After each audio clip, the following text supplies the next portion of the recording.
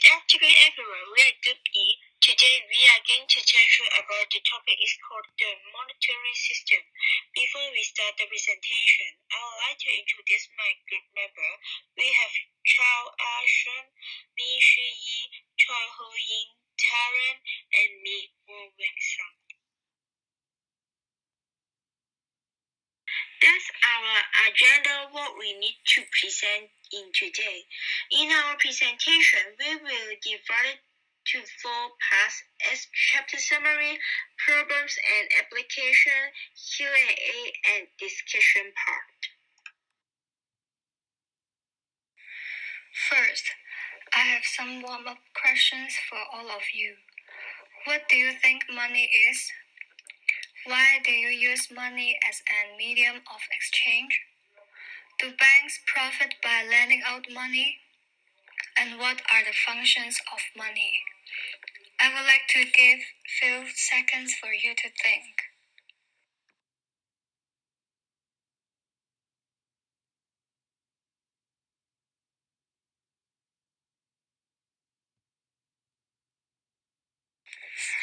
Time's up.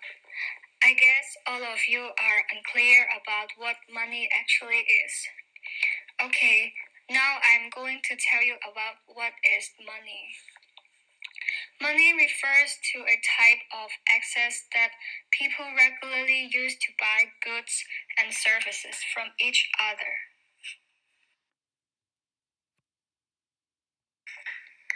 Don't just regard money as a piece of paper. There are actually 4 functions. They are medium of exchange, which provides the item used to make transactions, and unit of account, which provide the way in which prices and other economic values are recorded, a store of value, which provides a way of transferring purchasing power from the present to the future, and the last one is liquidity, which an asset can be converted into the economy's medium of exchange. Subsequently, there are 2 types of money. They are commodity and fiat money. Commodity money is the money that takes the form of commodity with internal value. Not only gold and silver are the examples, but also tea, copper, or even candy. Fiat money is the money that without internal value because it has been established as money by government regulations. The example of fiat money are coins, currency, etc. So now I would like to let my other group mate, Taryn, to continue the presentation. Now, I'm going to talk about what a central bank is, its responsibilities, and the central banking system. The central bank, also known as the National Bank, provides financial and banking services for its country's government, as well as the commercial banking system. It helps in implementing government monetary policies and issuing currency of an economy. To be more precise, the central bank is responsible for regulating the monetary system and carrying out the monetary policies. So what are the responsibilities of a central bank? It helps oversee the banking system. For example, it can help out banks who are in need of financial assistance, any banks from commercial banks. The second responsibility the central bank has is it has to regulate the quantity of money in the economy, which it can do with the 3 steps to control the money supply. First of all, the central bank can control the money supply through open market operations. It can either buy or sell government bonds in the open market from the public. Other than that, the central bank can expand the money supply by lowering reserve requirements or decreasing the discount rate. Lastly, it can contract the money supply by raising reserve requirements or increasing the discount rate. However, the central bank cannot entirely control the money supply. in an economy due to two reasons. The first one, the central bank cannot control the amount of money people decide to hold as deposits in banks.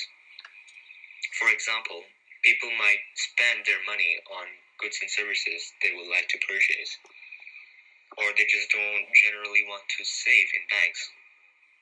The second reason is that the central bank cannot control the amount of money banks choose to lend.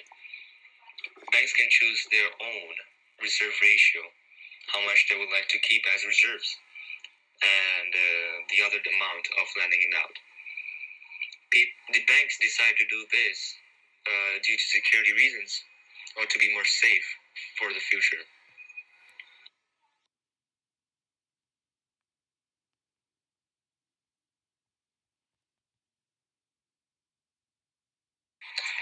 And now I'm going to uncover what money supply and the fractional reserve system is.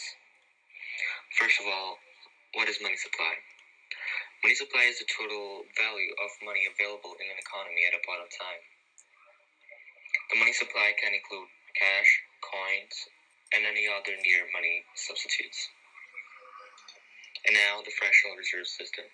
The fractional reserve system is one of the most common form of banking practices by commercial banks worldwide. So fractional reserve system includes banks holding a fraction of the money deposited by their customers as reserves. So what are reserves? Reserves are the cash minimums that must be kept in hand by the financial institutions such as banks in order to meet the central bank's requirements. And the remaining amount, which are the excess reserves, is the additional cash that the banks can loan out.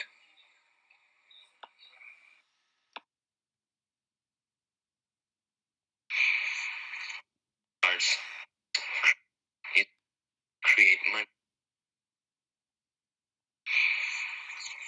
And now I'm going to unfold how banks create money using the fractional reserve system. So the whole money creation process starts when people deposit money into banks. Banks are especially known for making profits. They also have a way to make profit with people's deposits. The banks will lend out a portion of money deposited to them by their customers as excess reserves, and they will lend it out to someone who are in need of money.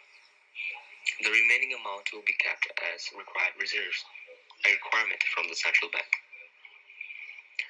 There's a theory that the whole process will continue of loaning out, so there's a loop, a circle. The person who took the loan from a bank will deposit the amount in Bank B, and the bank loans out the excess reserve to a person in need, and that's the same. So the whole money creation process continues until it reaches a dead end. And that's where the money multiplier comes into play. The money multiplier is the amount of money that the banking system generates with each dollar of reserves. So it basically means that each dollar lent out creates money. At the end, when a bank makes a loan from its reserves, the money supply will eventually increase, as well as the deposits in the banking system. That's the whole process of money creation. To sum up the summary part of this presentation, I'm going to talk about the central bank's tools of monetary control. There are three tools the central bank uses to control the money supply, which are the open market operations, the reserve requirements, and the discount rate. To start off, I would like to talk about the open market operations as being the first tool to control the money supply. So the central bank conducts open market operations when it wants to buy or sell government bonds to the public. So when the central bank buys government bonds, that will therefore increase the money supply. When the central bank sells government bonds to the public, it will decrease the money supply. Moving on, I would like to talk about the central bank and the reserve requirements. The reserve requirement is the requirement set for commercial banks for loaning out money to people in need. So when there's an increase in the reserve requirement, that will mean that the commercial banks will have to keep more of required reserves and less of excess reserves to loan out to people in need. That will decrease the money supply.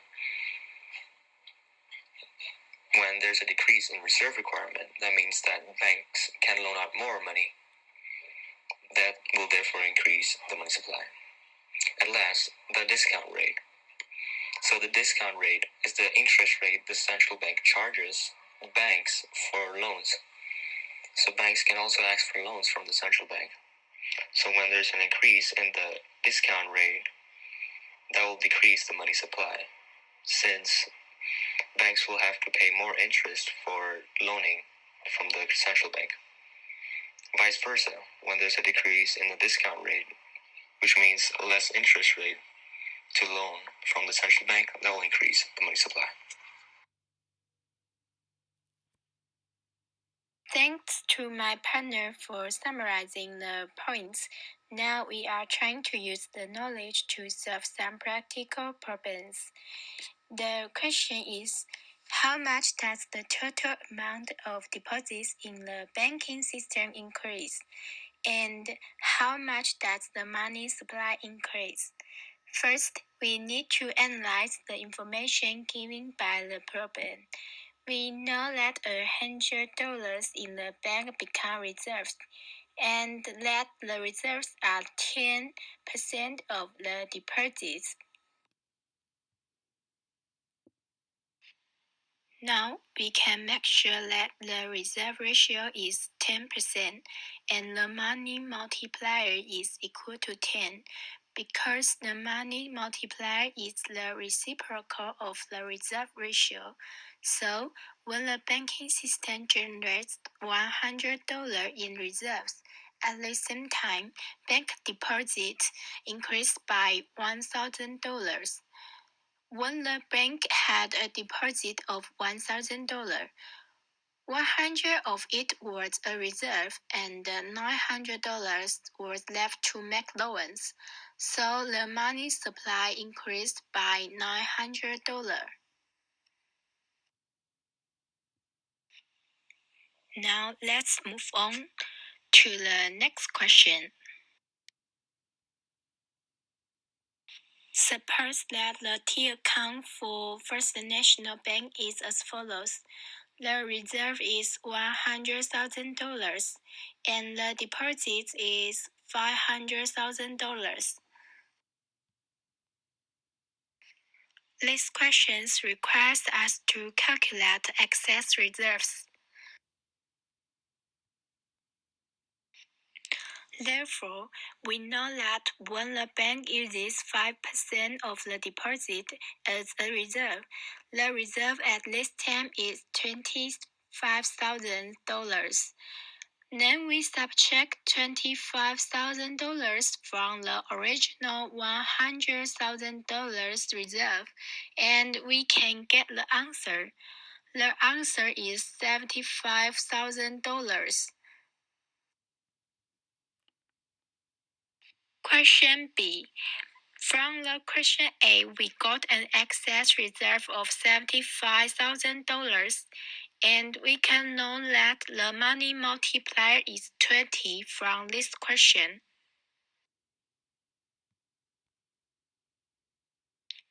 Because money supplier is the amount of money the banking system generates with each dollar of reserves, so the economy's money supply increased by $150,000.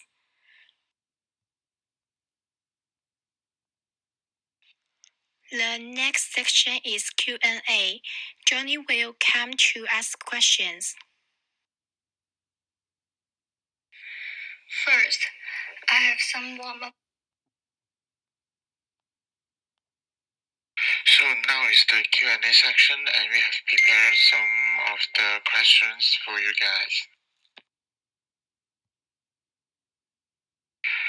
The first question is, what is the four functions of money?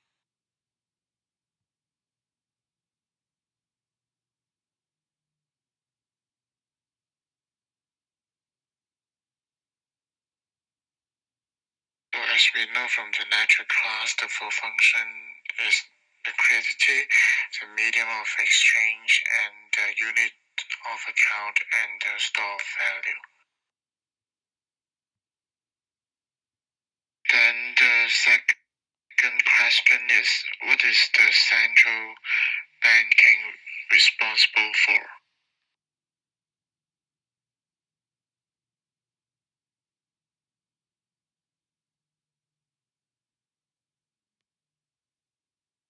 Therefore, here is the four of the responsible for the central bank.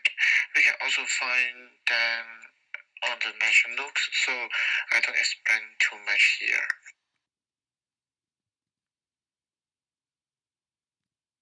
The third question is the expansionary monetary policy is attempted in China when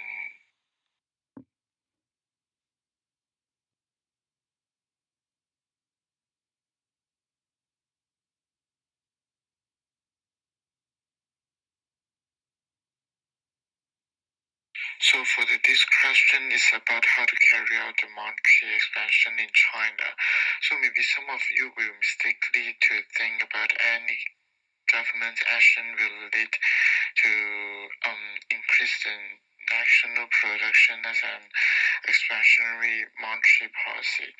And we should understand that the central bank use to do something to let to increase or decrease in the interest rates that is considered to the expansionary monetary policy. So therefore, in this question, A and C also cannot be considered the government of the policy. So the answer is B.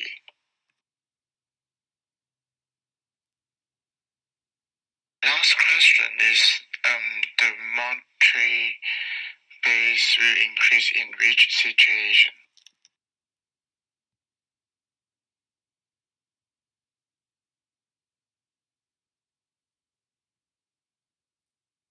The monetary base is reserve and the cash in circulation. For the answer A is only less the money supply increase, it is not the money base. For B and C, it is also buy the bonds from the public, but the commercial bank money is also the cash in circulation, and it is the same money from the public. But the first choice, the money is held by the central bank, and it is not a cash in circulation. So the answer is C.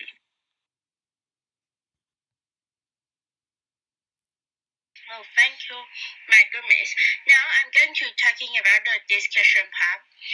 About this discussion part, we're going to discuss what happened in our Hong Kong. This table is showing that what happened of the money supply for Hong Kong economy in 2019. About this table, you can go to the Census and Statistics Department to see this. In this table is divided three quarters to calculate Hong Kong money supply.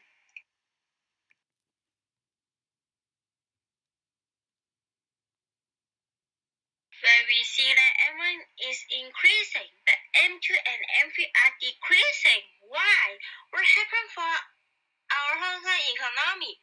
Don't worry, because there are not any central bank in Hong Kong. That means that a lot of money we need another countries to support us. However, sometimes another factors will also affect Hong Kong economy. So that's why the M1 is increasing, but M2 and M3 are decreasing in our Hong Kong economy.